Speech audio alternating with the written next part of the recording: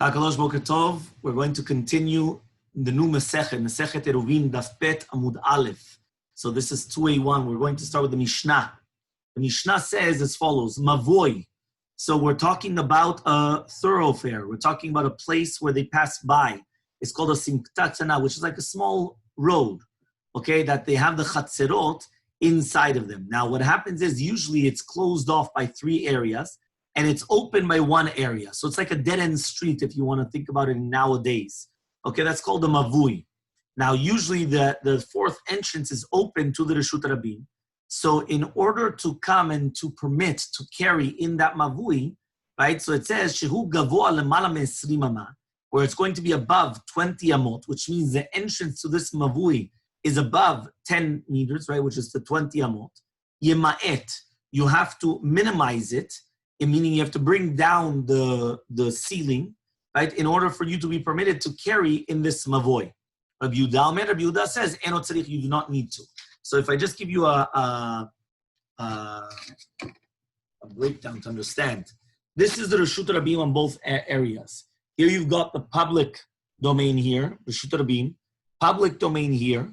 Okay, so now this is called a mavui satum, which means the public domain goes into a street, and this street is open up to different courtyards, and there's houses in the courtyards. But here it's closed. So this is called a mavui satum, which means it's closed off here, because there's no exit on the other side. So it's only like a dead-end street. And then here you have like different houses in each courtyard. Okay, here this is called a mavui mefulash. Mavui mefulash means that the mavui goes from one Reshut Rabim to another Reshut Rabim. So the majority of the streets, for example, whether it's in Surfside or other things like that, which are open from one to another.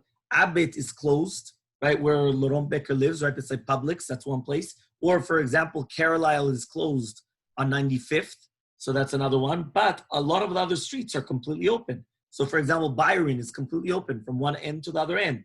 Or, for example, certain other streets, so it's completely open from one to another. So now, if the top part, right? This is the mavui, and here we have the surat petach, the entranceway. So they have to make sure that the top part is below 20 amot. You have to bring it down below 20 amot in order to permit carrying from within it. Okay? So now, says the Mishnah, V'arachav me'eser amot, if it's the entrance is also 10 amot width of the doors, Yema'et, you also have to make it less. V'im yesh lo surat petach, and if it does have tzurat petach, af al pi shu rachav me'eser amot, even though it has more than 10 amot, en tzarich lema'et. So here the chidush is that if it does have this tzurat petach, which is like the frame of a door, even it's going to be much more than 10 amot. There's no problem whatsoever. Okay, well, with that we finish the Mishnah.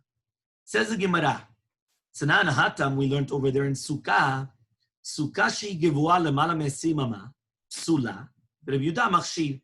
So there it says as follows. The sukkah, which is going to be gvoa, above, right, 20 amot, is going to be psula. And Rabbi Yehuda says that it's going to be kosher. Okay? So says the Gemara, Maishna gabe sukkah tani psula v'gabe mavui tani takanta. What's the difference between the sukkah, we said pasul, and by the mavui, we taught you how to fix it. Which means by the sukkah, it's either pasul or kasher. Above 20 amot, if the sukkah is too tall, it's pasul, and comes Rabbi Yehuda says it's kosher. But it didn't tell you it's pasul, but how to fix it. It just tells you it's pasul. By here, it's written, how do you fix it? What's the difference? So says the Gemara, answers the Gemara, sukkah is doraita, tani psula, mavui d'Rabbanan, tani takanta. Which means the sukkah is mina Torah, you have to have a sukkah. And therefore, we all taught that it's midoraita. Why? We wanted to tell you that above that is pasul. It wasn't done like the halacha. And therefore, as long as you don't fix it, that's it. It's asur doraita. The mavui is only asur d'Rabbanan.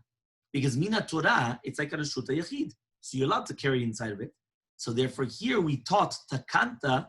We didn't say pasul. Because pasul is mashman that is coming from the Torah. It's not disqualifying from the Torah. It's only midrabbanan. So we taught the tikkun, how do you fix it?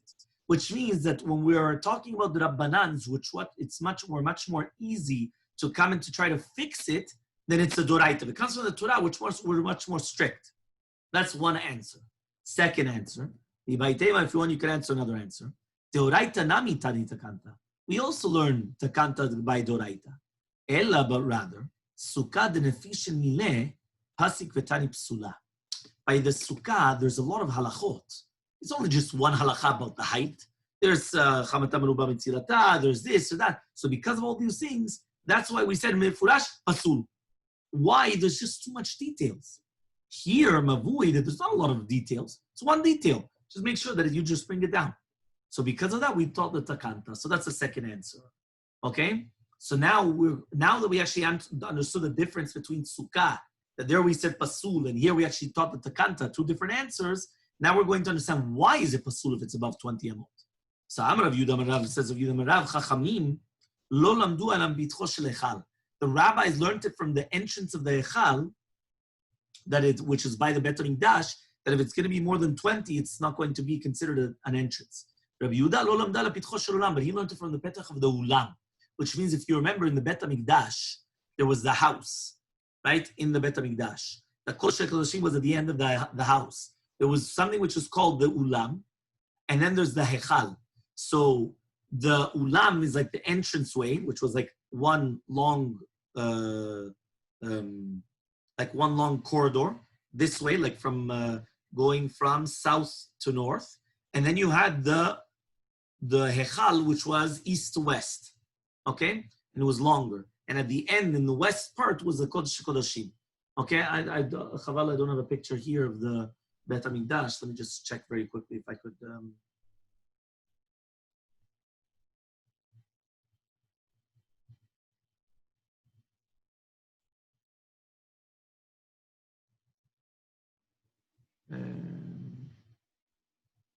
Let me see if I could find it. You can see.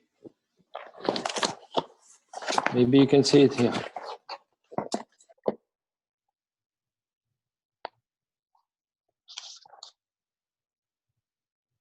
This is it, Rob. Look. Yeah, perfect. Right there. Very good. So 1 second. I'm gonna make yours into the spotlight video. There you go. So this part, can you see my cursor? Yes. Yeah. So this part is the ulam, and this part is the echal. The Kodesh HaKodashim is right here. This is the Kodesh HaKodashim, and this is where the menorah and the shulchan, and you had the mizbach hazahav, the golden mizbeach, and then here you have the ulam. So now there's going to be a difference between this entrance to the ulam and this entrance to the echal. Okay, so that's what we're saying right now. So now let's try to see what does that mean. Okay, so it says over here like this. Okay, Ditzram, we learned in the Mishnah. Pitcho shel echal. What was the entrance of the echal? Govo 20 amah v'rochbo 10 amot. The height was 20 amot and the width was 10 amot. And the petach of the ulam was 40 amot and the rochbo was 20 amot. So you see, it was actually double in height and double in width. So one of them, the echal, was 20 amot high, and the ulam was 40 amot high. So therefore, the rabbis, right, that they learn from the entrance of the echal, they say an entrance is only until 20 amot. And they learn it from the echal. Rabbi Yehuda learns it from the entrance of the ulam, and therefore he says that even if it's taller than 20 amot, it's okay. Ushnehem mikra echad ashur, they both learned it from the same pasuk. It says, Ushchato petach ol moed, you're going to slaughter it at the entrance of the ol moed. The Rabbanan Savri, the rabbis hold, Kiddushat echal lechud, Kiddushat ulam lechud, that each one has a separate Kiddusha, which means the ulam has a less Kiddusha than the hechal. The hechal has the Kiddusha like the Oel Moed, because it's more on the inside, and the ulam, which is the entrance, the corridor, is a less Kiddusha. And therefore, if you did it there, right, it's going to be pasul. You're going to do those ones. So when it says the entrance of the tent of meeting, it's on the echal ketiv. It's on the echal. The holds no. Echal ve'ulam have the same Kiddusha. It's all one Kiddusha. So when it's written petach ol moed, it means on both of them. It's on the entrance of both of them. For you could answer another answer. That Rabbi Yehuda nami kedushat ulam lechud kedushat echal lechud. Even according to Rabbi Yehuda, each one has a separate kedusha. Hacha inu tamad Rabbi Yehuda. Here the reasoning Rabbi Yehuda dichtiv is written in petach ulam abayit. Here it's written the entrance of the ulam abayit. So when it says the petach of the ulam is called a petach. So because of that, the Yehuda says it's an entrance. So even if it's going to be 40, it's an entrance. The Rabbanan, and according to the rabbis, if it was written in Petach Ulam, the entrance of the Ulam, Kilikamarta, like you said, but now that it's written in Petach Ulam Habayit, the entrance of the Ulam Habayit, Habayit v'apatuach la'ulam. We're talking about the bayit, which is patuach la'ulam. We're talking about the house, which is open to the ulam. So says the Gemara, v'haktiv hai b'mishkan ktiv. He says one second, but everything that you're talking about is by the Mishkan. It's in the Mishkan, not the Bet HaMikdash. The Mishkan is one thing, and the Bet HaMikdash is another thing. The Mishkan was during the time of the desert. The Bet HaMikdash was Shlomo Melech, and then the second Bet HaMikdash during the time of Ezra. Yeah? So what does that mean over here? So it says Gemara, Ashkecha Mishkan Dikra Mikdash, Mikdash to Mishkan. No. We have found that the Mishkan was called the Mikdash. We found that the Mikdash was also called the Mishkan. So since we found that they're interchangeable, the names, so that's why it's the same thing. We learn the same halachot together. Okay? Dilo Temahachi, but if you're not going to say that, Hadaram Yudim Mishmuel. It says Yudim Mishmuel. Shlamim Sheshachtan Kodam Petichat Daltot HaEchal. When you have a Korban Shlamim, a peace offering, where you slaughtered it before the opening of the entrance of the doors of the Echal, Sulin, they're going to be pasul. Shneimar, it says in Pasuk, Shchato Petach Moed, you have to slaughter it at the entrance of the Moed. Bizman Sheptuchin, only when they're open. Velo Bizman Shenonim, not when they're closed. V'hak Ktiv Ha'im Mishkan Ktiv, but that's only by the Mishkan. So it says the Gemara, Ela, Ashkecha Mikdash Dikr Mishkan, Mishkan Dikr Mikdash. We found the Mikdash, which is found in Mishkan, and the Mishkan, which is called the Mikdash. So because of that, that's why they apply both of them together. So says the Gemara, Bishlama Mikdash Dikre Mishkan. Where do we see that the Bet HaMikdash was called the Mishkan? It's written in the Torah, V'natati Mishkani b'tochchem. I'm going to place a Mishkan within you. Now, which Mishkan are we talking about? It's in the future, right? What do you mean in the future? We already had the Mishkan. So what does it mean, V'natati Mishkani b'tochchem? So obviously we're talking about the Bet HaMikdash. Ela Mishkan Dikre Mikdash, but the Mishkan, which is called the Mikdash, how do we know? It's going to be from Moshe Rabbeinu. The Moshe Rabbeinu says, "V'nasua kehatim nosea mikdash," that they traveled the kehatim, the people of Kehat, Shevet Kehat from the Levim, that they were carrying the mikdash, and then they kimu et mishkan ad boam. They put the mishkan until its place. Look in Bet Amubet. Ha'u ba'aron ktiv. There it's talking about the Aron. It's not talking about the mishkan. It's talking about the Aron. So says the Gemara, "Elamehacha," but from here it's written, "Ve'asu limikdash v'shachanti b'tocham." You're going to make for me a mikdash, and I'm going to dwell in it. And there was the command of making the Mishkan, and it called it the Mikdash. So you see from here that this is where it's written that it's actually called, right? The Mishkan is called the Mikdash, and Mikdash is called the Mishkan. So says the Gemara, Ben Rabbi Yehuda, Ben Rabbanam Rabbi Yehuda, whether according to the rabbis or according to Rabbi Yehuda, Lelfu min petach sharei chatzer. Why do we learn it from the entrance of the sharei chatzer? Tichtiv as it's written, Orech chatzer me'ava ma, ve'rochav 50 The length of the chatzer of the entire courtyard was going to be 100 amot, and the width was going to be 50 by 50. The koma and the height is going to be also 5 amot. So it says, uchtiv, and it's written, that there's going to be 15 amot, right, of the klaim, the chatzer, until the entrance. Uchtiv, and it's written, the second part, it's going to be 15. So male halan, just like over there, it's chamesh berochav esrim. It's going to be 5 amot with the width of 20.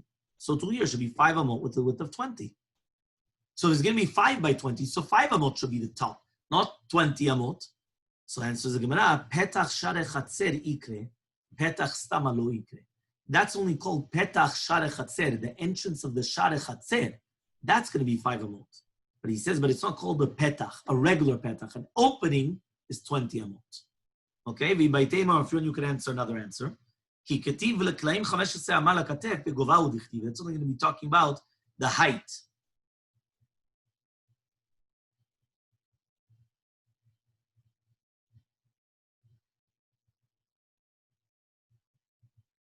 So therefore, since it says here that the width was not actually written, so we don't know what was the width of it. So therefore, that's why he's saying that the Rochav HaSha'ar was 10 amot or even less. So says the Gemara, Govha. It is written the height. It says it was 5 amot height. So what does that mean that it's not written the height? So answers the Gemara,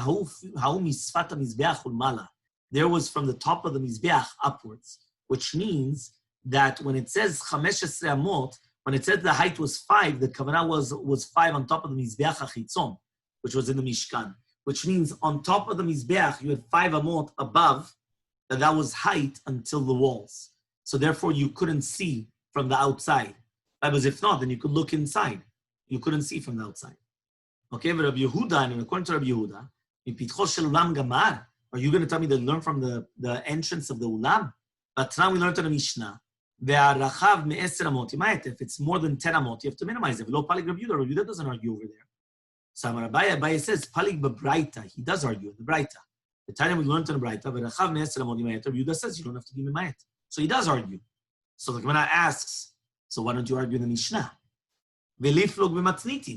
If he's arguing, why does he only argue in the braita? Argue in the Mishnah. In the Mishnah already you should argue. So says the Gemara, Palig begova vehu adin l'ruchba. You're right. He's arguing on the gova, on the height, and the same halacha is also on the width. He's arguing on both. Okay? So va'akati, but still, Rabbi Yehuda mipitcho shel ulam gamar. Are you going to tell me that Rabbi Yehuda learns from the entrance of the ulam? He says, Vatanya, we learned in a braita, mavui shu gavoa mesima mayimayet. If the mavui is above 20 amot, you have to minimize it. Rabbi Yehuda says, until 40 or 50 amot. The Tani bar kapara ad mea, until 100 amot. So bishamad bar kapara guzma. According to bar kapara, it's an exaggeration. Because you know very well, you know what it is, 50 amot, 100 amot, which means 50-meter door. Right? Imagine right now you have a door which is 50 meters. It's exaggeration. You understand? But according to Rabbi Yehuda, what's the exaggeration? Bishlam Rabbi Yehuda, I understand Rabbi Yehuda 40, because 40 comes from the entrance of the Ulam. But what does he say 50? He told you 40 or 50. What's the 50 coming from? Some Rav Chasta says, Rav Chasta, Hamatznite atayti l'Rav. The Mishnah made a mistake to Rav to explain the reasoning of Rabbi Yehuda from the Pitcho Shel Ulam.